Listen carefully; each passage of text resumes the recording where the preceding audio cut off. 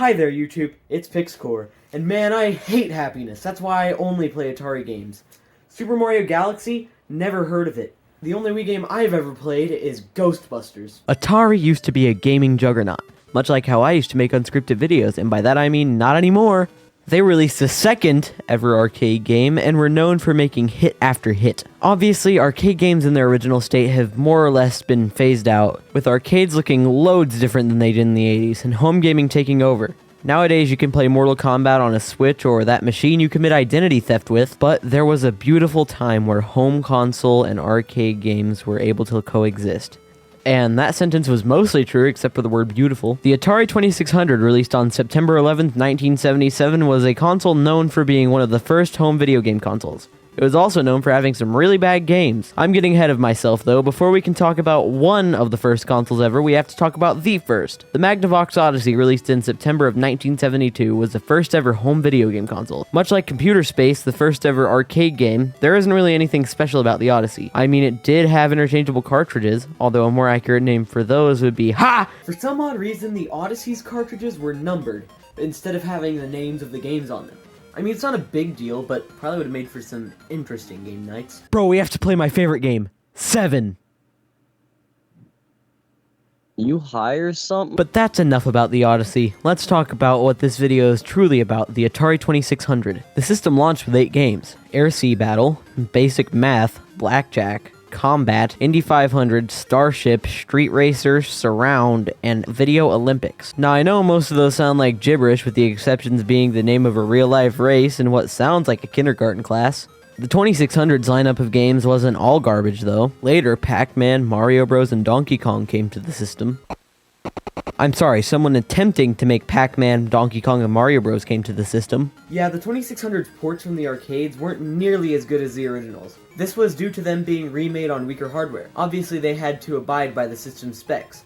Not only this, but the arcade games had entire cabinets to store their games on, when on the 2600 they were just delegated to tiny cartridges. Speaking of which, Atari had another hurdle to overcome when porting games from the arcade to the 2600, the controls. An arcade game could have whatever controller it needed, but with home consoles there had to be one controller for every game. The Magnavox Odyssey barely had a controller, and the 2600, it had this, a joystick looking thing next to a big old red button looking thing. Are you sure it wasn't a small old red button? The controller worked, technically, but the stick was kinda stiff and wasn't great for weirder games like Centipede. Speaking of which, Atari ported a lot of their own arcade games over to the 2600. One of these games was Pong, or as I like to call this version, the other Pong. This version of Pong is my mortal enemy because it doesn't have the black background of the original. This was an oddity of the 2600. For some reason, when porting their own games, Atari randomly changed the colors in their game. I wouldn't even call these inversions, they're just color changes. Not only did they do this with Pong, but they also did it with Centipede and Space Invaders. When the 2600 was released, it did have competitors,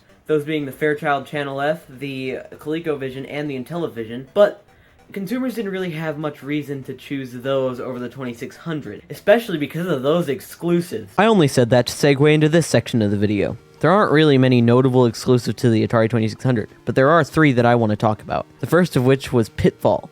Pitfall was developed by Activision. Yes, that Activision, and was their first major success. Their first game was called Dragster, and it sure was a game. Dragster was meant to be about drag racing and came to the Atari 2600, but there is a reason Pitfall was their first success. It came to the most successful console at the time, and was one of its best. And this leads directly into the second notable game, Pitfall 2. This game was basically just more of the first, but it was much more expansive and added much to the Pitfall formula. Freeze, this is a comedy police and that joke was stolen from Scott the Woz. Freeze, this is the second comedy police and that joke was stolen from Calvin and Habs. Where did you all come from? Anyway, it doesn't matter. Can we just get back to the video? We have one more game to talk about. Sadly though, it doesn't exactly match the high highs of the Pitfall games. I'm sure you know what game I'm talking about. E.T. the Extraterrestrial. That's an odd way to spell crap. This game, released in December of 1982, had so much marketing building it up to be the best game ever created. I mean, the best game ever created was Portal 2, but whatever floats your boat, I guess. It was finally released, and the game was awful. This is going to sound silly, but it was so bad that the unsold copies were buried in the desert town of Alamogordo, New Mexico. Not only this, but this game caused the video game crash of 1983. After that, not much happened with the Atari 2600. A new model was released, unofficially nicknamed the Atari 2600 Junior, and the Atari 5200 and 7800s were released, and basically just upgraded versions of the 2600. Atari finally moved on from the 2600 in 1993 and released the Jaguar, their last ever console, and I actually have a list of all the people who bought it. I know that's a lot of people. Anyway, this console was unsuccessful and basically made Atari into what we know them as today, just a company that publishes shovelware. But you might be saying, if there was a video game crash in 1983, then what made video games successful again? And I'm glad you asked, because that's what I'm going to talk about. Nintendo had already developed games such as Donkey Kong and Mario Bros. And had a line of handhelds called the Game & Watch, which were games and watches.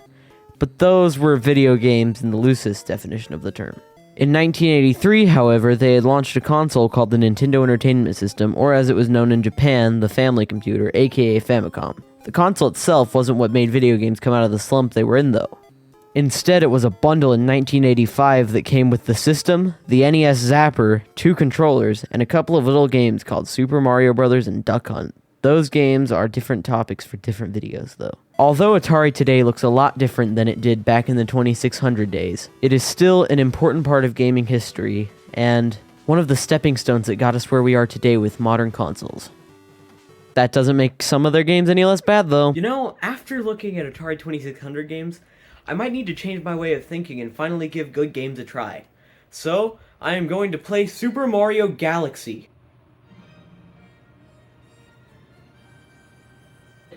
Yeah, no, this game's too good. I just need to go play Sonic 3D Blast.